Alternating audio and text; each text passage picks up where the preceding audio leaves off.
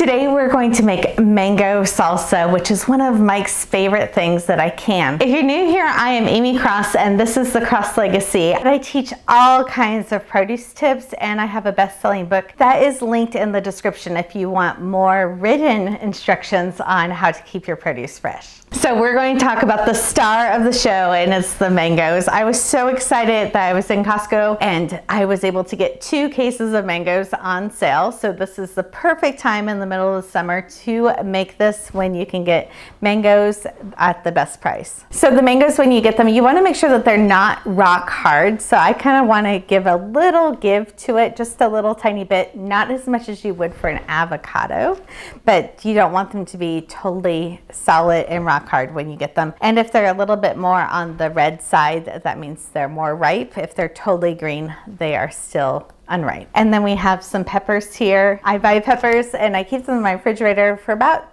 3 weeks or so, and if they start to get wrinkly or if I need half of it, then I will cut the rest of it up and I will put it in a glass-sized jar. So this is a great one when you're needing to cut a lot of things, that you can cut the peppers ahead of time if you need to and put it in a jar in the refrigerator, and then you don't have to do so much cutting the day that you're going to make the salsa. And I love tomatoes on the vine. I only get fresh tomatoes in the summertime. Ours out in the garden don't start ripening until later in August, and so I pick these up at the store. But when I'm washing tomatoes, I make sure that I try to keep it on the vine as long as possible.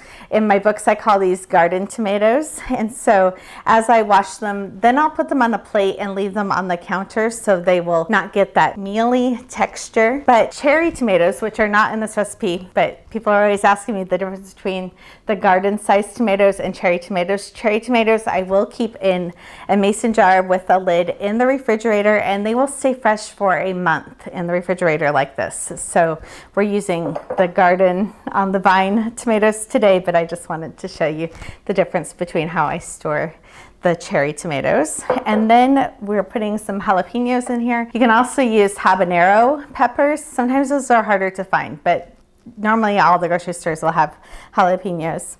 And then we have some onions. I got this one out of the pantry. I wanted you to hear this. I knew this was the next one I needed to use because listen, it will make a crinkly sound.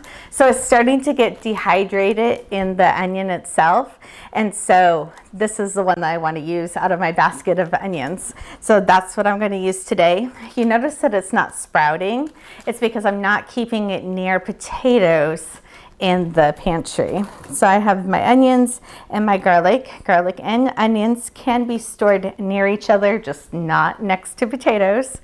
And then we have some cilantro here. If I wasn't using all of this, I would wash it. Well, I'm still gonna wash it, but if you washed, then I would trim the ends and I would put the cilantro in a glass jar with filtered water in the refrigerator. Fresh ginger is one of those things that you can bring it home and wash it and then throw it directly into your freezer and use it from the frozen state any time of the year. So I like to stock up during the summertime and get the best ginger all year long. Okay, for the pineapple, we actually have a whole other video to teach you the best tricks to pick out the pineapple and how to cut it. So make sure you check that out. It'll be linked below in the description. I have a fresh lime here. So I remembered to talk about the fact that you don't use fresh lime juice when you're canning and it's calling for either lime or lemon juice. You need to make sure that it's a commercially canned lemon or lime juice that you're using. So in this case, it's lime juice that we need for the recipe. Canning recipes are tested based on the acidity level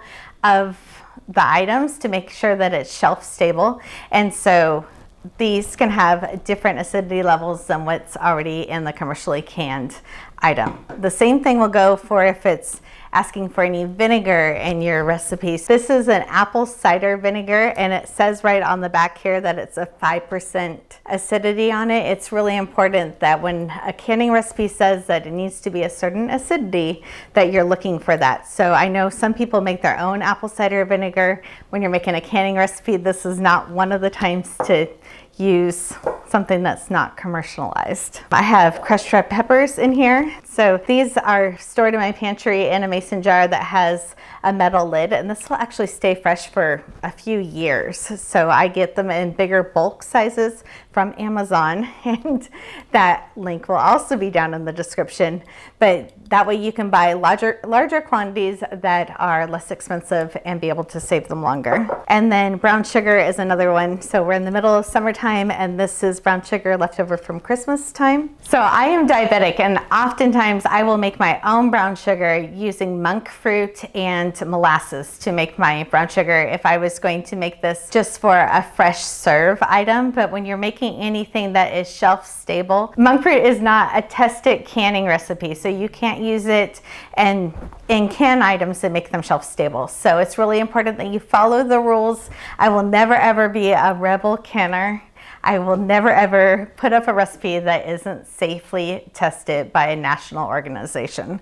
So the brown sugar here, you're only going to use a little bit, and if you keep it in a glass jar with a metal lid, it will stay fresh all year long. For the salsa, I normally can them in the wide mouth pint jars, and this is something that is our favorite to even give away as like gifts to friends and family. So when you're making it, make sure that you make a little bit extra so you can share. This is a water bath canning recipe, so you don't need a fancy pressure cooker to be able to can this at home. All you need is a really large stock pot with a trivet at the bottom. If you don't have a trivet, you can actually put some extra metal rings down at the bottom of your pan.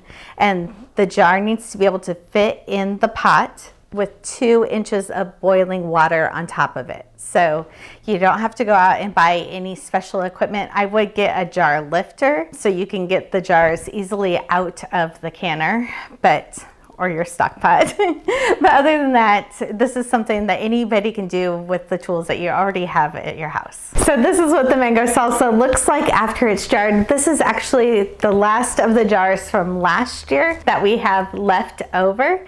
The jarred, shelf-stabled, water bath canned items will stay fresh for 3 to 5 years on your shelf. So I try to keep the ones out of the light that we want to stay really bright like this, and you can have mango salsa anytime.